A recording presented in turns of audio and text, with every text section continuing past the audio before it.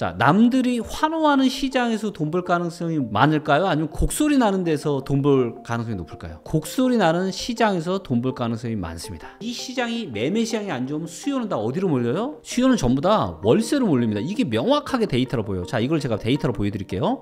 사상 최대입니다. 사상 최대. 자, 이 얘기는 무슨 얘기야? 사람들이 지금 전부 다 지금 오피스텔 지금 월세 살고 있다는 얘기예요. 엄청난 이슈가 증가하고 있다는 겁니다. 근데 경매 건수는 어떻다? 역사상 최대다.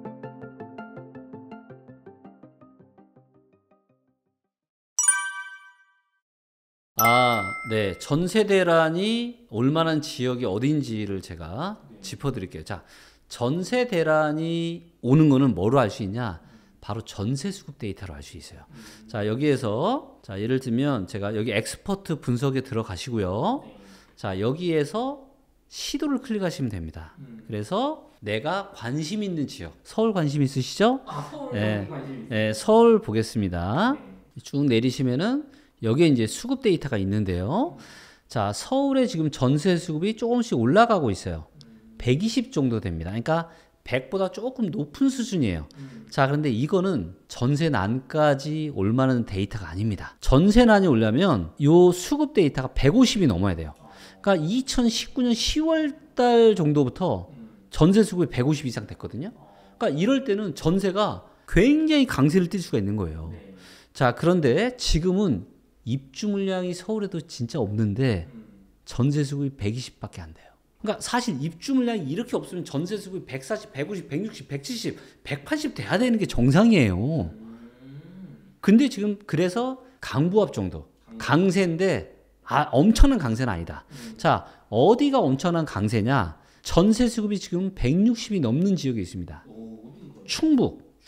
예, 충북이나 강원도나 전북이나 제주나 이런 지역이 지금 높은 거예요. 전세 수급이. 그래서 이런 지역들은 전세가 상당히 강세를 좀 띨 수가 있습니다. 하지만 여기에 입주 물량을 좀 결합을 해야 돼요. 그래서 입주 물량이 또 많으면 지금은 전세 수급이 좋아도 입주 물량이 많으면 좀 떨어질 수가 있거든요. 자, 그래서 지금은 전국적으로 여기 딱 데이터를 봐도 전세 수급이 100보다 낮은, 즉 공급이 많은 데는 세종, 대구, 부산, 인천밖에 없어요.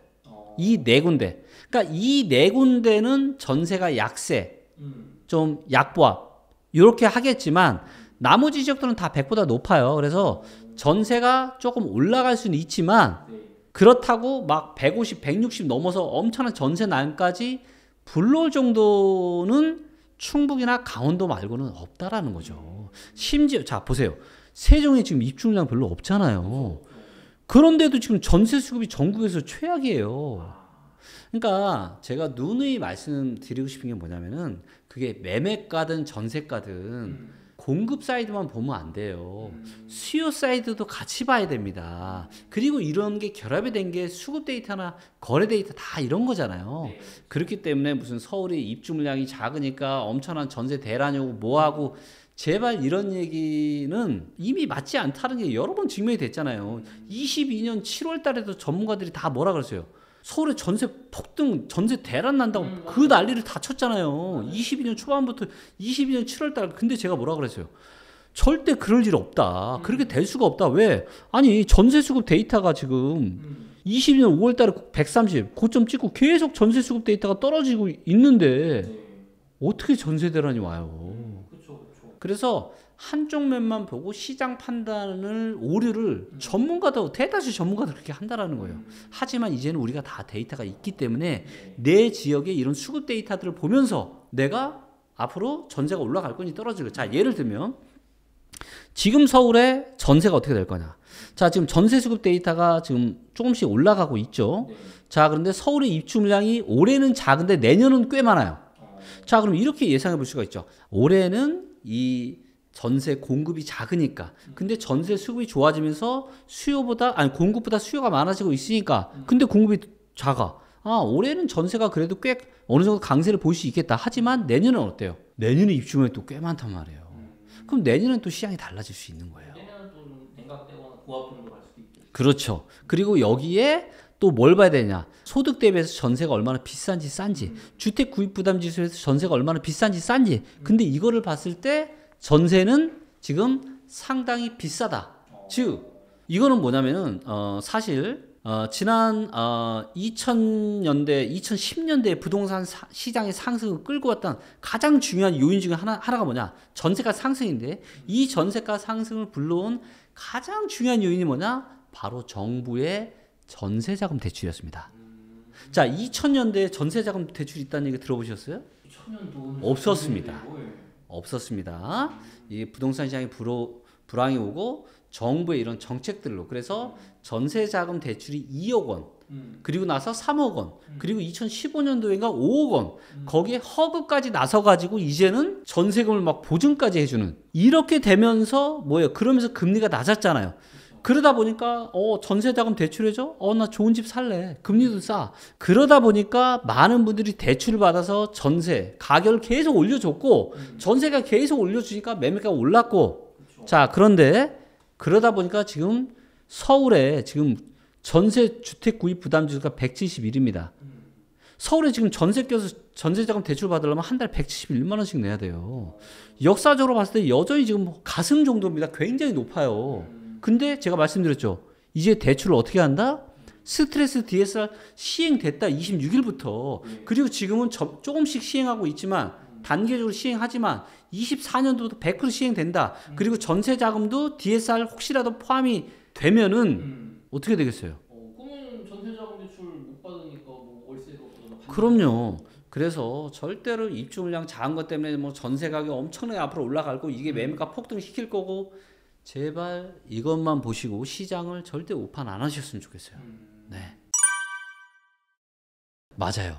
그래서 이거를 가장 잘 볼 수 있는 게 그리고 이거는 제가 강력한 지금 투자 팁을 제가 드릴 텐데 자 남들이 환호하는 시장에서 돈 벌 가능성이 많을까요? 아니면 곡소리 나는 데서 돈 벌 가능성이 높을까요? 곡소리 나는 쪽 아닐까요? 그렇죠. 곡소리 나는 시장에서 돈 벌 가능성이 많습니다. 자 그런데 지금 부동산 시장에서 곡소리가 가장 많이 나는 곳이 어딜까요? 빌라, 뭐 오피스텔 이런 거 아닐까요? 맞습니다. 자 이거는 자 리치고에 들어가서 제가 경매 데이터를 다시 볼 거고 경매 통계를 자 여기 지난 20년 중에서 제가 전국의 오피스텔만 보겠습니다. 2008년 이후 데이터 이후로 사상 최대치입니다. 그러니까 이게 제일 높았으니까 2011년이었는데 이때보다 2배 이상 많아요. 지금 1월달 데이터 기준으로 거의 1200건입니다. 오피스텔 전국에 그래프가 완전 미쳤어요. 주식으로 따지면 완전 지금 연일 상한가야. 자, 그 다음에 연립다세대도 보겠습니다. 연립다세대도 요거는 이제 데이터가 훨씬 오래전 2004년부터 있는데 그때보다는 작지만 계속 올라가고 있어요. 자, 그런데 최근에 나오는 뉴스를 보면은 연립하고 다세대 매매 시장은 안 좋은데 오피스텔 이 시장은 안 좋은데 여기 오피스텔이나 연립빌라 사시는 분들이 아파트 살 수 있을까요? 갑자기? 어렵죠. 그럼요. 그럼 이 시장이 매매 시장이 안 좋으면 수요는 다 어디로 몰려요? 수요는 전부 다 월세로 몰립니다. 이게 명확하게 데이터로 보여요. 자, 이걸 제가 데이터로 보여드릴게요. 자, 먼저 오피스텔로 가서 매매 시장을 보겠습니다. 자, 이거를 지난 최대로 볼 거고 실거래가 공개된 이후로 자, 보시는 것처럼 이거를 제가 수도권만 보겠습니다. 서울, 경기, 인천. 자, 이제 보시는 것처럼 얘도 이제 2021, 22년까지 매매 거래가 너무 많았는데 최근에 매매 시장 완전 얼어붙었어요. 굉장히 거래량이 아주 작은데 월세 시장은요 미쳤습니다. 사상 최대예요. 사상 최대입니다. 사상 최대. 자, 이 얘기는 무슨 얘기야? 사람들이 지금 전부 다 지금 오피스텔 지금 월세 살고 있다는 얘기예요. 엄청난 이슈가 증가하고 있다는 겁니다. 근데 경매 건수는 어떻다? 역사상 최대다. 자, 리치고의 경매에서 자지 지도로 들어가서 여기서 제가 아파트가 아니라 오피스텔만 볼 거고요. 자, 오피스텔은 500세대 이상짜리 없죠. 많지 않습니다. 자, 그래서 오피스텔은 한 100세대 이상짜리 그래도 황금성이 어느 정도 있어야 되기 때문에 100세대 이상이 20년 이하짜리만 보겠습니다. 자, 이 기준으로 수도권 한번 볼게요. 수도권의 오피스텔 경매 물건 보기에도 한눈에 보기에도 꽤 있죠. 자, 지금 반포 쪽에도 있습니다. 이쪽. 자, 얘가 지금 서초동 강남역 리가스퀘어라는 곳이고요. 감정가가 4억 6,600입니다. 근데 지금 최저 매각가가 3억 7천만 원이에요. 그러니까 거의 1억 가까이 지금 떨어진 가격입니다. 자, 근데 얘를 시세를 좀 보도록 할게요. 얘 시세를 보니까 최근 실거래가가 얼마냐? 4억 6,500입니다. 4억 6,500. 그리고 4억 9,500. 22년 2월 달에 4억 1천. 그러니까 얘가 못해도 4억 한 중후반대 되는 거예요. 자, 전세를 보니까 전세가 3억 6,500입니다. 3억 7천이고요. 자, 그 얘기는 무슨 얘기예요? 지금 최저 입찰가가 제가 얼마라고 제가 말씀드렸죠? 자, 최근에 거래된 게 2천에 180, 1억 2천에 80, 2천에 190, 2,500에 170. 그러니까 한 보증금 보통 2천 정도에 180, 190 정도 받을 수 있는 거예요. 그리고 매물이 7개 정도 있습니다.